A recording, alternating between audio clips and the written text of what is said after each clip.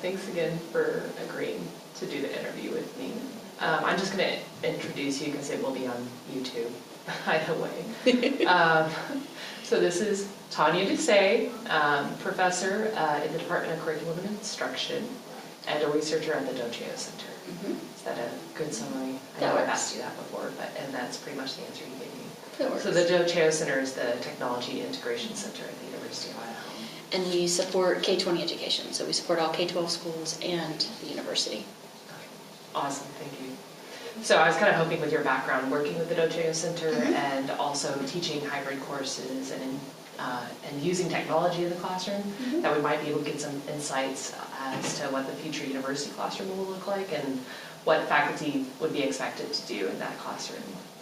So one of the first things that I've kind of noticed when I was taking this class is that student demographics are kind of a driving factor of why people are going to online learning, for instance. So I was wondering what you see right now that is changing at the university to address the needs of students from these diverse backgrounds. One of the things that stands out to me, a question that I probably ask every undergraduate class every semester, how many of you have taken an online class before? And I usually get at least half, if not 2/3 of the class will raise their hand. And then I start to break it down and I'll ask them, well, was that here on campus? Was that at another institution? Over the past probably just 6 years, I've seen a significant increase in how many of them took an online class while they were in high school. Really? So for some of them, they were taking it as an online class through a local community college or other smaller four-year institution. And they were trying to take care of some of those extra credits. Maybe their high school didn't offer dual enrollment and they wanted to get a jump start on college credits. But for a few of them, it was they're active in sports and they couldn't take all the classes they needed in high school. They were in some sort of competition, not necessarily what we would think of as a varsity sport, but some other competition area. A lot of schools may not necessarily have a skeet team or a shooting team, but 4-H has those competitions. And sometimes if you're involved in those other extracurricular activities, then it takes away from your school time, or it can. So a number of them have taken classes online to complete their high school credits, not even just getting a jump start on college. And then you have like the elite athletes. Utah actually responded to this one. They were the first online high schools in the country. And if you've looked at Utah, that's a huge training center for a lot of Olympic athletes, especially in the winter sports. So the Utah's online high school became a destination for a lot of athletes because they could go through with their training, which would have them going from 4 a.m. to 11 p.m. and still get their classwork done in between all of their other responsibilities. For a few, it was just curiosity. I've seen parents and children with behavioral challenges or their local school district didn't have the classes. This really comes into play when we talk about our western states like Idaho. You want to take an advanced class in mathematics. Your school doesn't have that ability, but maybe another school in the state does, so they would do some sort of a hybrid opportunity where you could join by video conference, or you could find another online program that would offer that advanced calculus class online, which can be taught surprisingly online for some people. It's all a matter of the technologies that you use. So it's been interesting to watch this shift. The needs and the demands on time, even at younger ages, are driving this hybrid or online learning experience. So we're getting more and more students at the University of Idaho, at every university, who come in with a preset expectation because they've already taken an online class. They've already seen some of what's good and some of what's bad. Yeah. And they want to get more of that online experience, or at least the ability for flexibility when they get to college. And that's something that universities are grappling with. Yeah, like from what I could understand that our definitions of diversity have kind of grown to expand to people with families or people who are just going to school part-time, working full-time for a variety of reasons. So yeah, that kind of fits with sort of what we've been talking about for sure. And even if we want to think about traditional diversity, this was an unfortunate tale that I was reading this morning from a mutual friend of ours. A former student of hers lives in Montana and is Muslim, did, past tense, wear her headscarf, no longer because she's been harassed in public. Yeah. And students who find themselves being attacked for racist reasons may turn to online classes in schools just so that they don't have to experience public detrimental effects. Yeah. Well, it's harder to judge people by appearance online. Exactly. Yeah. Well, we've kind of started addressing this, but what sort of technologies have you seen used in university classrooms at U of I? We have the system-wide LMS. We have Blackboard. We have classrooms like any of the 41s, so 241, 441, 541, are more technology-enhanced classrooms. They're set up so that you can have workstations for collaboration. They're set up so that at those collaborative stations, you could bring in your own device and be able to project it and discuss and share amongst yourselves. Those are my favorite areas, because if I think about some of our traditional classrooms and lecture halls, you don't have that ability to split off. And I even go back and we talk about larger rooms. 441 is a great example of that. It is one of our largest of those technology-enhanced classrooms in our building. That's not the science classroom, that one's just That's 241. Yeah, that's so 241. Upstairs, Okay. and it's got 9 pod setups, and you can fit 10 to 12 students per pod, and even those pods break out into smaller tables if you want. Oh. But each of the main pods has its own document camera mounted in the ceiling, a monitor on the wall right next to that pod, and then control system for students to be able to have control over their pod area. And then at the teacher station, I can control their pods, or I can, let's say that somebody has a really interesting print handout that they found. Maybe it's a controversial flyer that's been handed out on campus, and we want to share it with the whole class. Well, in that room, we can accommodate 40 or more students. I think I've seen 56 in there. My spring class had 39. And I can't just hold it up at the front of the room, and by the time I pass something around, we've wasted 20 minutes of a 15-minute class session. So instead, I can just tell the student at that pod to put it down, turn on their document camera, and then at my station, I can take their document camera and push that to every screen in the room. So now nobody's craning their neck to see what it is we're looking at, and the student can even control the document camera to zoom in and out, move it around. Or if it's not a hard copy, maybe it's something that is on one of their devices. They can connect their phone to that monitor, and I can push that monitor to every screen in the room.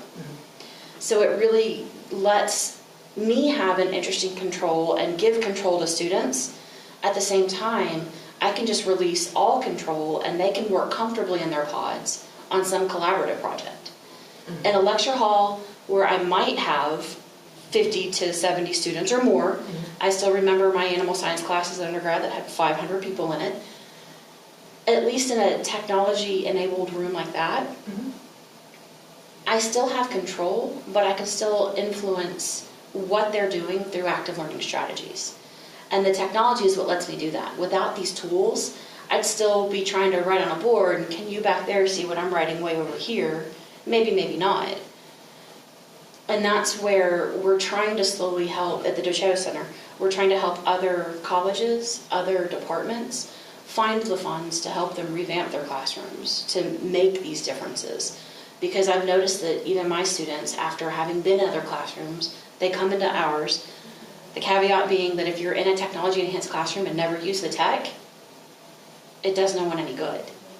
But when they see faculty actively using this technology, then they're like, oh, well, that's cool. I had no idea that we could do that. And that makes a huge difference. And for us, it makes even more of a difference since we're teaching future teachers. So we want them to see these technologies in action. Yeah, I think training just the people, like teachers and professors, to use these classrooms is also extremely important. And that's a lot of what Cassidy, my counterpart, does. She offers a lot of trainings. The challenges that we run into, nobody has time for that. Our K-12 teachers struggle with it. Our university faculty struggle with it. I'm busy doing these other things. I don't have time to go learn, what do I push to do this? But we have to make the time. Because it makes our lives easier as faculty. I don't have to prep nearly as much information or have all these different things. I don't have to bring a lot of things to class. A lot of handouts. I literally bring my phone because we have our single sign-on system, and I often have to grant myself permission on my phone before I log in. Yeah. And my keys, maybe. Yeah. I don't always lock my door, but that's pretty much all I bring to class anymore because I have all the tools around me to do what I need in a virtual space. And it saves my sanity because it's like, oh, I forgot that thing in my office, and then you've got to give your keys to a student, and they've got to run back to your office. Ain't nobody got time for that. Yeah, I can see how that can be useful. So this one's kind of interrelated, but where do you see online learning and technology integration? And this is both in person and in the hybrid courses, like for the video conferencing. Where do you see that going in the future? It's only going to keep expanding. And when we think about the traditional view of asynchronous online instruction, everybody loves it because it's easy, and we can still do that. But then we run into policy barriers. Best example here, international students studying in the United States. Thanks to the lovely Patriot Act, they are limited to how many hours of online courses they can take. Well, the problem is when universities move to fully online, that kind of hamstrings us in the process. The solution that we've been able to create are hybrid video conference meetings where we have separate sections, and if you're a domestic student or otherwise able to take the online section, that's the section you enroll in. And if you're an international student or for whatever reason need to be enrolled in the campus section, then that's the section you enroll in. And then we still have a synchronous online meeting. And I think about when I was an instructor for James Madison University, they went online fairly early, but they were synchronous. So when I was a graduate student at the University of Georgia in Athens, Georgia, I was teaching these classes for James Madison in Harrisonburg, Virginia. I never met my students face to face, but they saw me 3 times a week, every week, because we were in a video conference. And so that presence piece was still there. And this is where we kind of dovetail the practices with the research. We know that instructor presence is huge in the success of online classes. So that's where I think hybrid is only going to get stronger, or at least some component of video pieces, because that's where your instructor voice really comes into play. And that's where your students get to know you in an online environment. So even if I'm teaching a fully asynchronous online class, I'm producing weekly videos that are segmented. So one week we'll have 3 videos, and combined they're no more than 10 minutes. Because nobody's going to watch a 45-minute video lecture unless you twist their arm and force them to do it and bury something in the middle of it that makes them watch it all in order to get credit. Yeah. Which doesn't do anyone favors. It doesn't mirror any realistic life activity. It doesn't guarantee they're going to watch the video all the way through. Exactly. Not as if I'm speaking from personal experience. Not at all. Definitely watch the entire videos from beginning to end to fastidious notes. Yes. And I used to even produce like a 12-minute overview, and even that can be too much because it does what's going on in your professional life. If we're talking at the graduate level, most of them are going to be working full-time. The numbers have switched. We're more likely to work full-time and get a graduate degree part-time than we are to work on the graduate degree full-time and work part-time. At the undergraduate level, you mentioned it earlier, diversity is changing. We have a lot of non-traditional students. We have a lot of families. Can you really juggle trying to feed 2 babies and watch a 12-minute video? Good luck with that. But you might be able to sneak in a 3-minute and 45-second video and get a snippet of what you need. And if I have them broken up into 3 or 4 videos, well, I need the one that's the overview of this week. I need the one that wraps up last week and be able to juggle that. So I think that we're going to keep seeing this trend. We're going to see more hybrid. I wouldn't say that we'll see more online. We've kind of reached this saturation factor, if you will. Yeah. But we're going to keep seeing technologies advance and see it morph. Well, and maybe see the way we teach and within these technologies change as well to Absolutely. Instead of mirroring a traditional classroom, it's going to more like take on its own identity. Because, and if you look at some of the great videos that I show our students, there's one on YouTube that looks at the history of educational technology. Okay. We have all these different tools, but the classroom still looks the same. And we're trying to take these tools and fit them into square holes, and it's not working. So we have to change our practices to fit the tools that are coming out. Yeah. And this kind of goes along with it, but what is the role of the faculty member in this change? We are an interesting species. We have to be willing to adapt to these technologies. We have to be willing to adapt our role in the classroom with these technologies. While I may be the expert in my topic, I also have to recognize that I occasionally get that student who knows more than I do, and that's fantastic because I get to learn from them. And if I do it right, then I help them, or I ask them to help me teach the rest of the class. And when it comes to technology, we often, I'll use a K-12 analogy here. I have a lot of teachers I work with who tell me that the way that they got past some of their fears, because oftentimes the fear are just lack of knowledge. I've never used this technology before. I don't know what could go wrong. And therefore, I want to exclude it and not expose my students to it because I don't want to look like an idiot. Well, they've turned over control of sorts to their students. And they never let their students know that they don't know, but they empower the students to take on more of a leadership role to use a particular technology and teach it to the rest of the class. So if you spin it, whereas I would like you to give students a demo. Here's a great example, and I'm sure if any of my students find this video, they will laugh.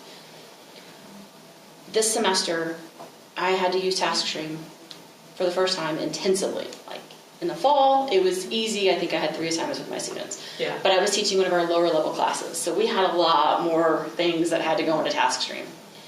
And we had a situation where a student emailed me and said, I'm not sure how to change my file. You gave me great feedback and I had already uploaded it to TaskStream and now I want to modify it. And I'm like, oh yeah. heck if I know how to do that in the system. And I really don't have time before tomorrow at class to go look up how to do it. Oh wait, my other student did this last week. Send off an email. Would you mind doing a demo in class tomorrow morning to show the rest of the students how you did that? Oh yeah, I'd love to do that. Yeah. None of my students knew that I had no clue how to do that in TaskStream. Yeah. I just asked Chris to do a demo and show everybody what he did. Yeah. And it got accomplished. So they never had to know that I wasn't the expert, that I didn't know how to do it. But I had to be willing to reach out to a student who I knew had been through it and ask them to do it without giving anything away. So TaskStream's what the university uses for accreditation Yes, purposes. so we use it to collect assignments to help us with our data and reporting when we go to write our accreditation reports. I don't think any of your students would blame you for not knowing. But it's a good example of another system that we've implemented in higher ed. And it's not something that I necessarily want to set out to learn how to use, but it's a requirement of my job. Therefore, I need to know how to use it. And I have a baseline level, but I don't know all the intricacies. Yeah. I have to be willing to find out how to do those when I need it. Or as I tell my students, when they tell me they're not technologically savvy, I hate that statement.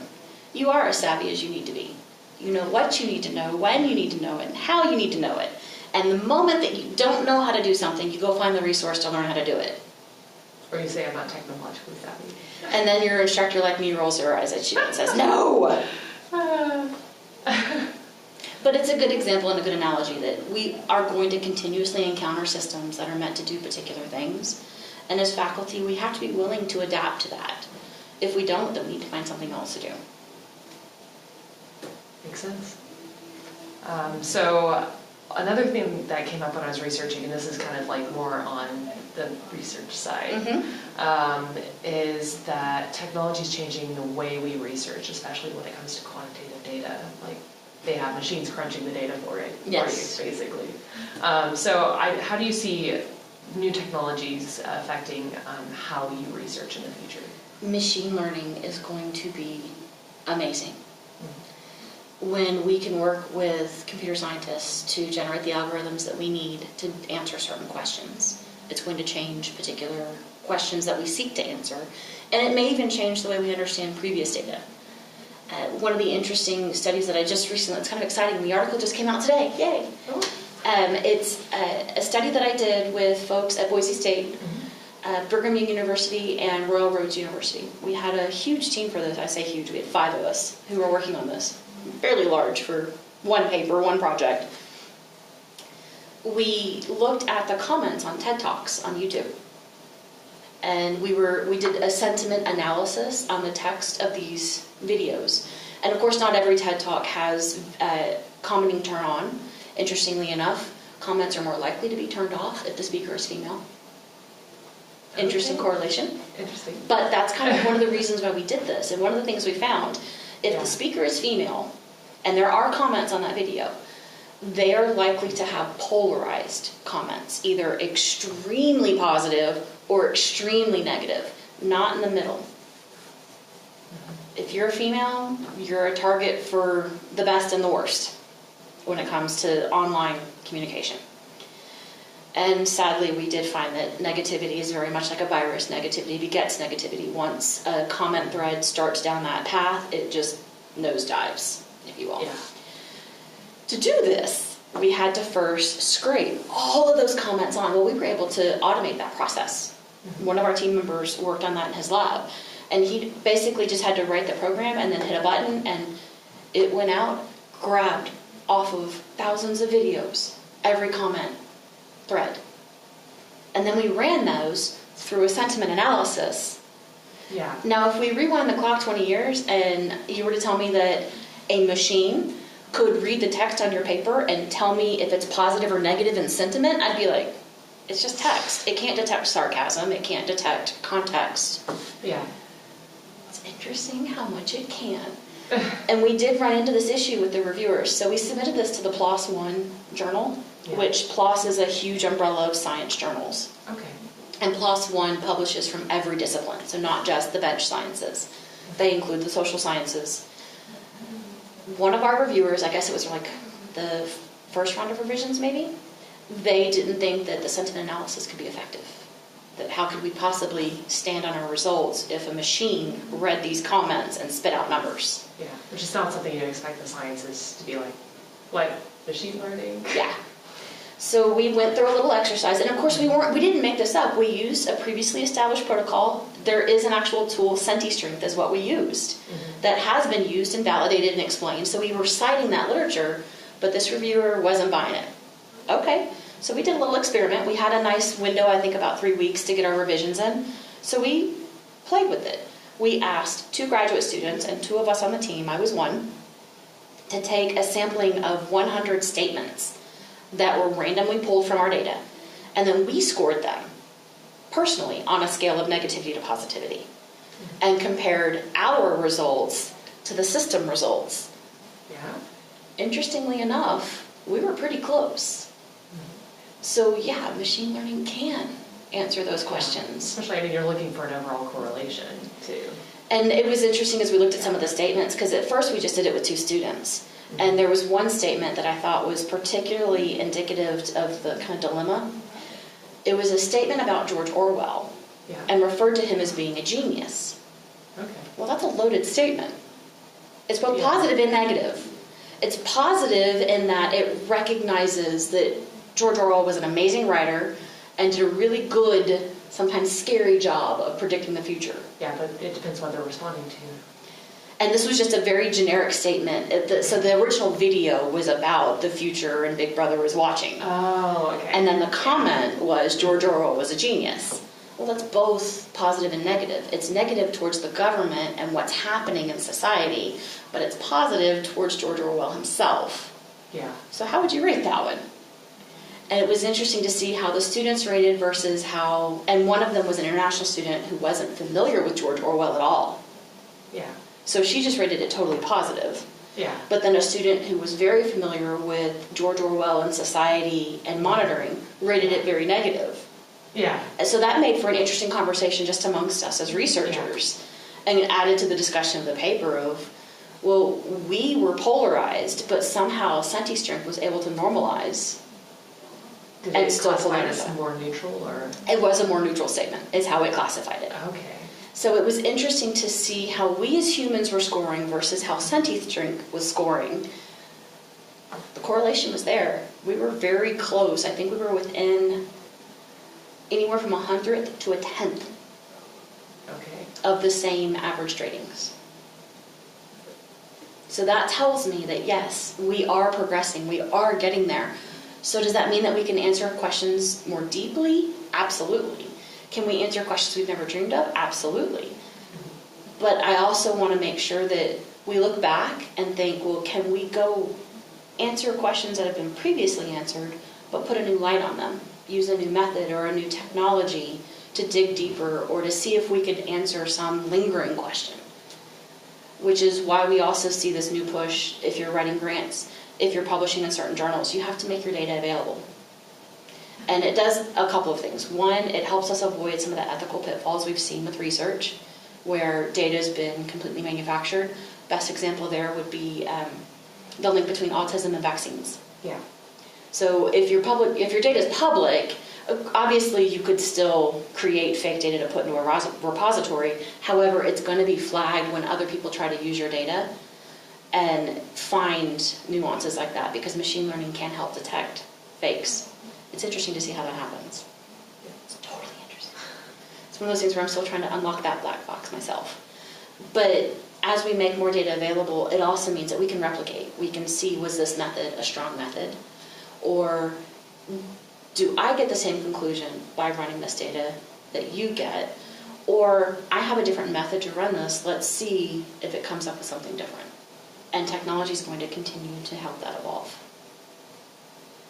Sounds great. It's exciting and scary at the same time. Yeah, I know. That's kind of what I was getting. A lot of people are... so the book we're currently reading is focusing on the professions in general. I'm of course focusing on faculty as a future profession, but there's like basically a group of like technology go-getters that are like, yes, technology is making our lives easier, but then there's a lot of people who are like, slow down, like I'm feeling like my job is threatened, or like the way I do my job is threatened, and that I'm no longer considered like this source of expertise. I'm not the essential piece here. Yeah. It's interesting to watch that play out culturally, and because I am pro-tech, people therefore assume that I want all the technology, and I want us to get there yesterday, and that's not the case. So even with the Amazon Alexa project that we have going, putting Echo Dots in classrooms, part of that is to unlock this mystery and to understand how this technology works, because so much of it's proprietary. Yeah. We don't get told. We keep getting told that no, Alexa's not listening all the time. It's just when you use the wake word. But you're still going to have questions in the back of your mind. The technology is there, and somebody could remote activate it. And just recently, a group of undergraduate, maybe researchers, it might have been master's students, revealed that you could push particular sound effects to a device like Alexa, and it has embedded signals that execute other commands in the background. A little scary. Yeah. But because these are proprietary technologies, and the companies who produce them aren't going to give away all their trade secrets, it's going to take researchers trying to pick apart these puzzles to understand them, so that if something does go wrong, how do we fix it? Are we prepared to fix it? And always keeping an eye on the past, so that A, we don't repeat mistakes, but that we don't forget the lessons that we learned. So look towards the past, go towards the future.